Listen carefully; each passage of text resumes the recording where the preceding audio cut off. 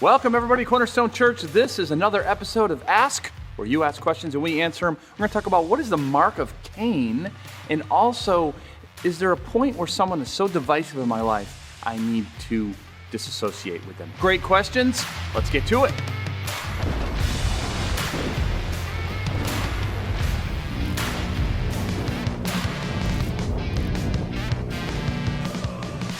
All right, welcome once again. This is where you just go to CornerstoneBV.org. That's our website at Cornerstone Church.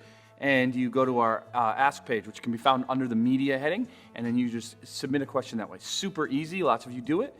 And again, be patient because it may take a few weeks. We try to answer, about 3-ish, sometimes 2, sometimes 4, depending on the time. And so it might take a little bit, but we will get to your questions. And we need them. It keeps this show diverse because all different kinds of questions. Like one of them you'll see at the end today. Okay, so the first is, someone asked me recently about the Mark of Cain, whether it was a curse on the family and the generations to come. While the Bible is clear about the mark itself, it couldn't find clear information. There does seem to be quite a bit of folklore and made-up information. Wonder if there's any biblical truth on this. So the Mark of Cain, right? So if you go back to Genesis chapter 4, Cain kills Abel, and then God judges Cain by basically kicking him out, and he's no longer part of God's promise, God's people, but he can still live. And Cain says, "Hey, you're going to they're going to kill me, right, when they find me." And God says, "No, I'm going to put a mark on you." And this just basically says, "Leave Cain alone." And so he does that. Now, what kind of mark was it? Was it a scar? Was it the Bible doesn't tell us, right? It doesn't tell us. However, lots of legend has grown from that, the Mark of Cain. And the conjecture and theories and none of them are biblical. We simply have nothing besides Cain was given this mark. And so from there, we can, I think, understand that this was not a generational thing, like his kids did not have the same mark. Now, do I know that for sure? I do not, because the Bible doesn't tell us either way. But there's really no reason to suspect they would do that, right? Why would they kill Cain's kids just because they don't have a mark? Now, why is this important? Well, one of the ways the Mark of Cain has been used in a real negative light is they believed that he changed his skin color, and that's where black people came from. And the Mark of Cain, therefore, some have taught erroneously that those of color have the Mark of Cain and therefore are not blessed by God, and have used it, unfortunately and terribly, as a justification for things like slavery. And that was one of the things they said during the African slave trade was, they have the Mark of Cain, it's fine. They're lesser in God's eyes. And so that's obviously horrible. That is not biblical, and no Christian should subscribe to that. And I don't think that's a big teaching today. At least I don't run into it. So I don't think it's something that we necessarily have to really worry about in the church today. If you come across it, make sure you squash it. It is not biblical. It's erroneous. But that's really where the whole Mark of Cain and all the legends kind of came up. People using it as a reason to basically dismiss an entire people group. You got to remember, this is pre-flood, right? So unless, and it's unlikely, unless one of either Noah's wife or Noah's son's wives were from the line of Cain, even if there was something that was from descendants, it's gone today because everybody was killed in the flood except for Noah, Noah's wife. And we know Noah was not. Noah's a descendant from not Cain, right?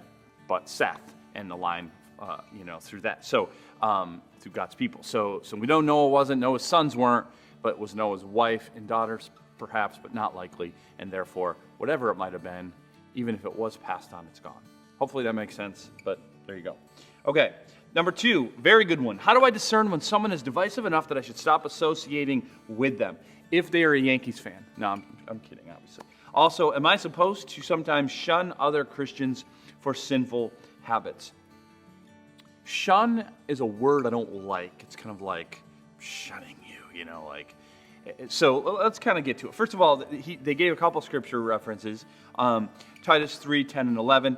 This is clear that someone was teaching within the local church in Crete, that Paul was writing to Titus, who was kind of dealing with issues at the church in Crete. And they were teaching erroneous false doctrine, and it's causing problems in the church.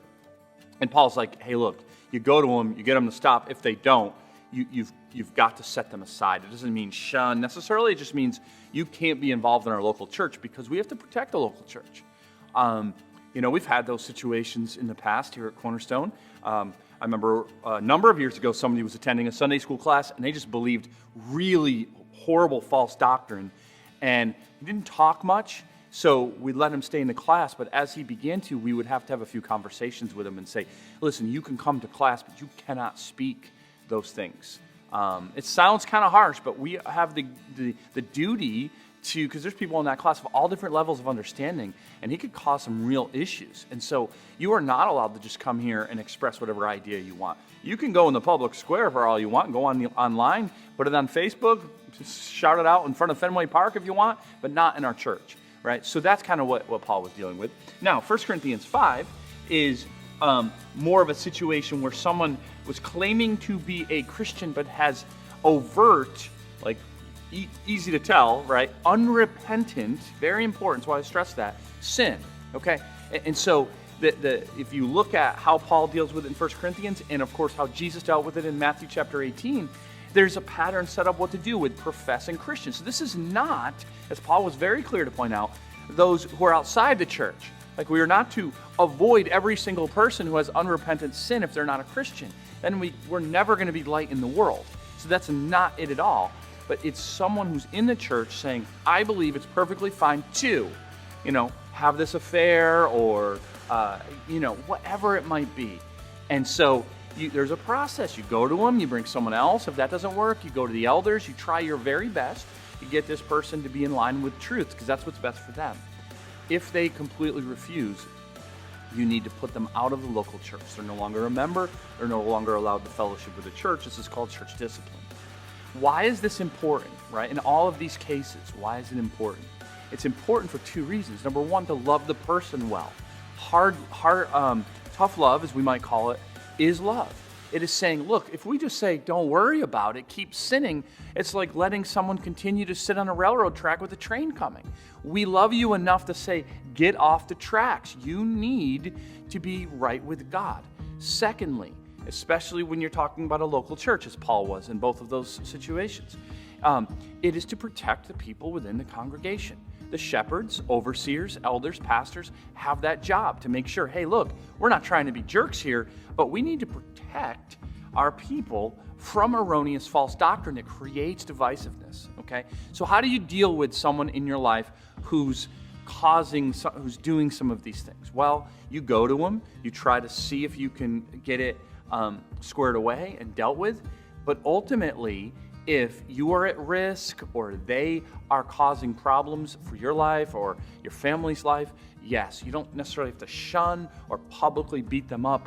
You just say, look, until this is dealt with, until you can stop doing this, you need to be out of my life, right? And we want to be careful about doing this. We want to show people the love of Christ, but there comes a certain point where it is not healthy for them or us to have them in our close inner circle, okay? If you have any other follow-ups, because I'm not sure if that's exactly the direction you wanted me to take that, definitely please let me know, because that's an issue that could go all different types of avenues and directions. Okay, third one, really quick question. During Old Testament times, how did people get information, news? Was it on paper or other material? Was it word of mouth? Was that the case during New Testament time as well? So how did we get news? Well, it certainly wasn't on the internet, because they were better off for it. Right, that's a bit vague, right? Are you talking about Genesis or 1 Kings? Both are Old Testament, but span many, many, many generations. Are you talking about, when you're talking about the New Testament, you're talking about, obviously the Roman Greek culture? So it definitely varied, right? For the most part, of course, even right up to the printing press, most of your news was word of mouth. People would travel, tell you something that happened, and there were some in some cultures and situations, depending on again what you're talking about. There was some that were actually had that job, and they were sort of a traveling newspaper, and they would come and they would tell people the news, and that's how you got it, the news. So as far as I know, Mark Zuckerberg didn't stop people and say you can't say that, but I don't know, maybe he did. And so it really depends on the time and what you're talking about. But like in Roman times, they actually would send people with a letter from the government or something to read to the people. So sometimes they got news or got information that way. And so you can see, even like when Paul writes his letters, right, it was meant to be read publicly to the church and even circulated to other churches. So that was kind of commonplace, not just within church circles, but within news circles, as you would get something brought and read, and you would gather because you didn't have a newspaper, you didn't have a printing press, and so there wasn't a lot, things were scarce, and so you needed to have something read or told to you personally for you to get news or information. You can certainly Google that. I'm sure there's lots of good books written about that, and I'm no expert on it, but there you go. I did my best. All right, join us again next week on Ask. Join us in church, either Saturday at 5 or Sunday at 9 or 11. You can sign up at CornerstoneBV.org. We love you, love your questions. Talk to you next week.